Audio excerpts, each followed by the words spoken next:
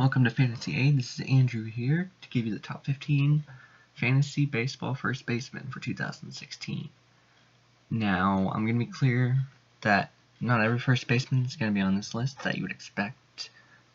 Players that are more valuable at other positions they can play at, such as Buster Posey, are not included on the list. So for number 1, we have Paul Goldschmidt, who you can make a case for being the top player in baseball. You can see those stats.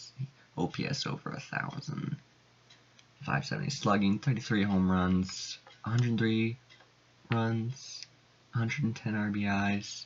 He is just an all-around player.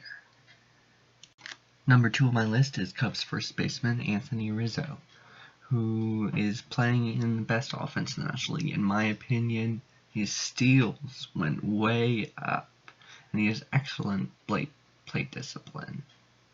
I think, look at these stats, and how can he improve it? I think he can improve, probably hit around the same home runs, but I think in the lineup he's in, he can get more RBIs, 110, 120. I'm interested to see what he does with the stolen bases this year. Number 3 is Miguel Cabrera. I had a hard time placing him at number 3 because he's Miggy, but if it was guaranteed that he would play all year without an injury, I would probably put him number 2, but I don't feel comfortable with that.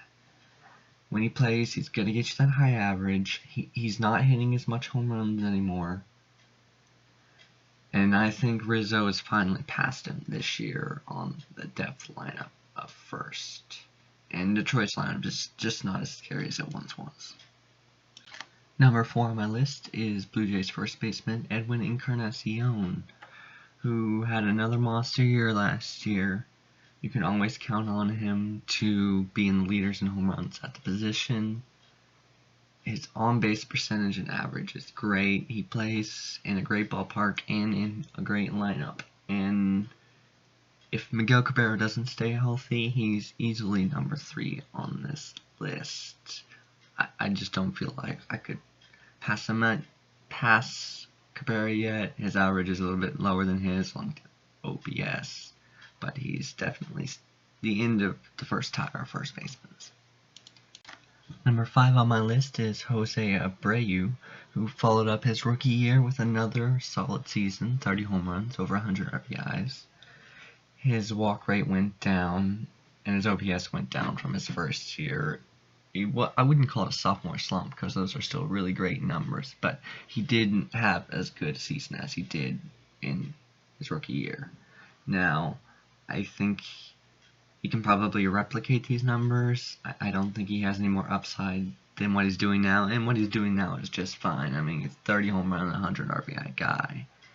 He used to start up tier 2, and he hasn't shown any injuries. He had 154 games last year, and I think that should continue. Number 6 is Orioles first baseman Chris Davis, who recently re-signed with the team. Now, you know what you're going to get with him. He's probably going to lead first basemen in home runs along with Edwin Encarnacion. He's going to get a lot of RBIs, he's going to score runs, but he's going to strike out a ton. And there's always that concern. He hit 196 in 2014, had a bounce back here this year, but I don't think he can sustain the 262 average. I look at the more 240, 250 range, but his power more than makes up for that.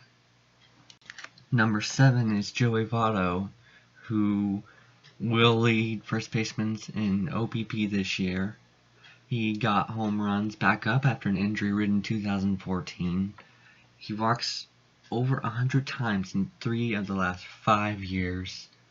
However, great ballpark, lackluster lineup. Todd Frazier's not in the lineup anymore.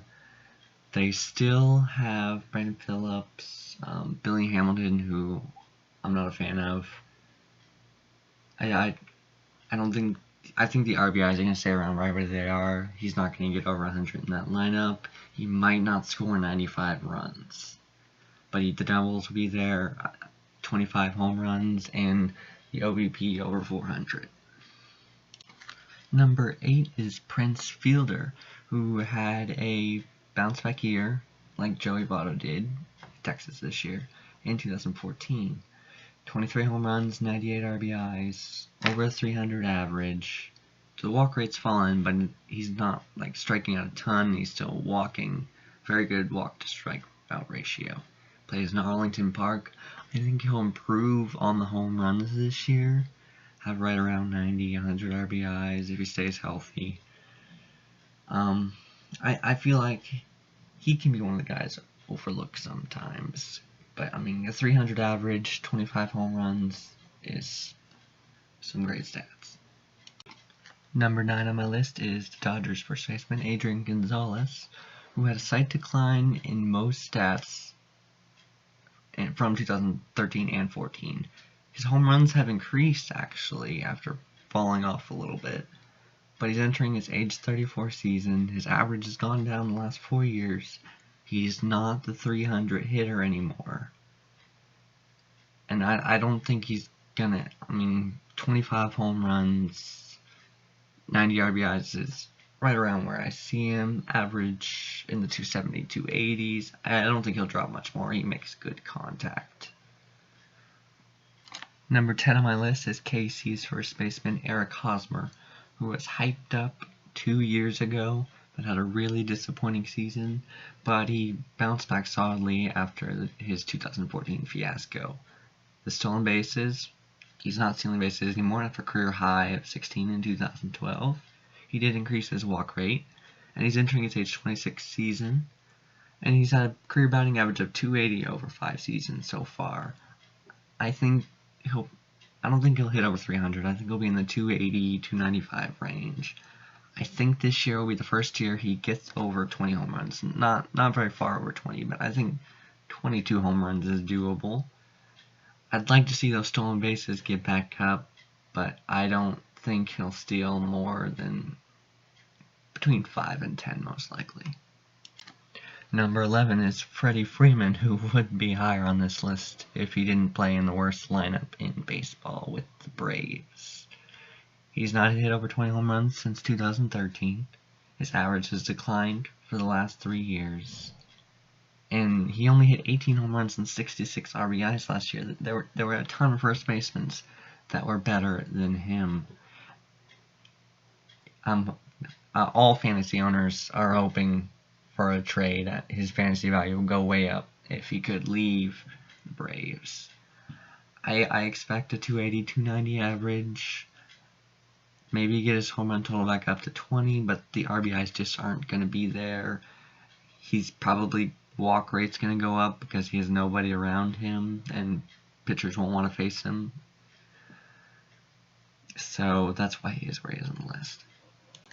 Number 12 is Abreu Pujols, who made an epic comeback with home runs last year. He had a total of 40, 95 RBIs. But you see what stands out. This former 330 hitter hit 244 with an on-base percentage of 307. And also his double spell last year, which partly had to do with his foot and his speed, but I feel like it's also an indication that I don't think he'll repeat the home runs he had last year. He's entering his age 36 season. You can obviously see the decline. I don't think he'll get the average back up there. Maybe he can hit 250, but 25 home runs, something like that. I don't think he's going to reach 40 again. Number 13 is David Ortiz, who is retiring after this season. He started off last year slow. Some people thought, oh, here's the decline. But once again, he came back up and started hitting. It's like he doesn't age. 37 home runs, 108 RBIs, 273 average, and 77 walks. He had another great season. First time he's over 35 home runs since 2011. I don't expect that to repeat. But he could get 30 home runs, and I think he'll go out on a high note. Number 14 is Brandon Belt, who seems to get hyped up going into every season, but ultimately disappoints. He had a career high in home runs last year at 18, and he had RBIs, walks, and he also struck out more than he has in his career last year. I think he can be a 20 home run guy, I think his RBI total can go up. Average right around the same. I'd really like to see him cut down on the strikeout rate since it's been going up for the last couple of years. Number 15 is Lucas Duda, who is basically a poor man's Chris Davis. He'll get you home runs, he'll get you RBIs, he'll get you doubles, but the average is going to be low and he's going to strike out. Now, not as much as Davis. He does have better plate discipline than that. And the home runs are going to be there. I think he does have the potential to reach 30. Are realistic, probably more around 25. He's put together 2 back-to-back seasons of .800 or higher OPS. So if you're like in the back of the draft and desperately need a first baseman, he's somebody I'd look at. And that's the end of my first baseman rankings. If you have any questions for me, you can leave it down in the comments or email me at fantasyaid1@gmail.com. Our next video will be on second basemen, and we'll probably release sleepers list sometime in between there.